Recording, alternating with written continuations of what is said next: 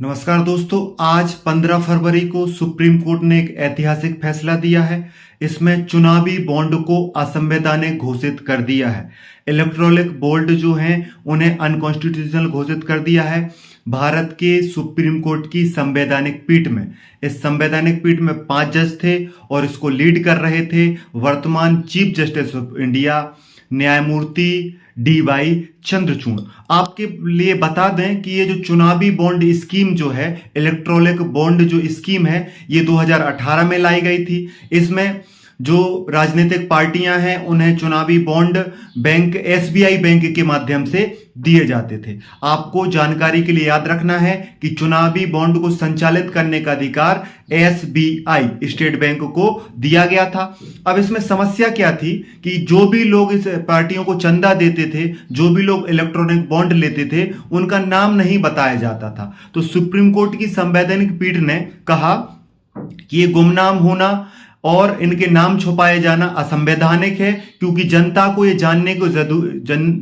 ये जानने का अधिकार है कि किस पार्टी को कौन चंदा दे रहा है, किस पार्टी को कितना चंदा मिल रहा है। तो चुनावी बॉन्ड को न केवल असंवैधानिक घोषित किया है, बल्कि तत्काल प्रभाव से उसको रद्द करने की भी सुप्रीम कोर्ट ने फैसला लिया है और एसबीआई से कहा है कि 2019 से लेकर वर्तमान तक जितने भी इलेक्ट्रॉनिक चुनाव बॉन्ड खरीदे गए हैं उनकी जानकारी सार्वजनिक वेबसाइट पे की जाए। सुप्रीम कोर्ट ने यह फैसला अभिव्यक्ति की आजादी के तहत आरटीआई राइट टू इंफॉर्मेशन के तहत लिया है।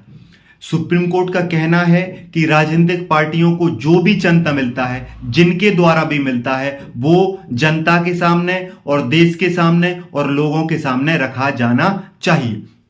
तो यहां पे जो चर्चाएं शुरू हो रही हैं वो ये है कि जो 2018 में जो इलेक्ट्रॉनिक बॉन्ड स्कीम शुरू की गई थी, उसमें क्योंकि ज्यादातर चुनाव जो सत्ताधारी पार्टी को मिल रहा था, तो कई लोग इस पे करप्शन का आरोप लगा रहे थे। क्योंकि उसमें होता क्या था कि जब गुमनाम रूप से कोई चंदा देता है तो ये नहीं पता चलता कि वो ओरिजिनल पैसा चंदे के रूप में दिया गया है कि करप्शन वाला पैसा चंदे के रूप में दिया गया है। तो अगर हम इंपॉर्टेंट बातों को याद रखें तो इलेक्ट्रॉनिक बॉन्ड स्कीम 2018 में लॉन्च की गई।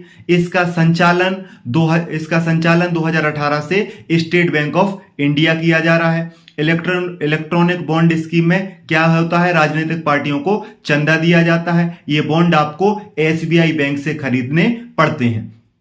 और 2024 में क्या हुआ कि इस पर रोक लगा दी गई है। किसके द्वारा?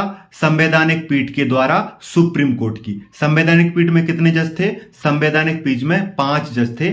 याद रखना, यह फैसला नवंबर 2023 में सुरक्षित रख लिया गया था। उसको सुनाया गया है 15 फरवरी 2024। जानकारी कैसे लगी बता। नमस्कार।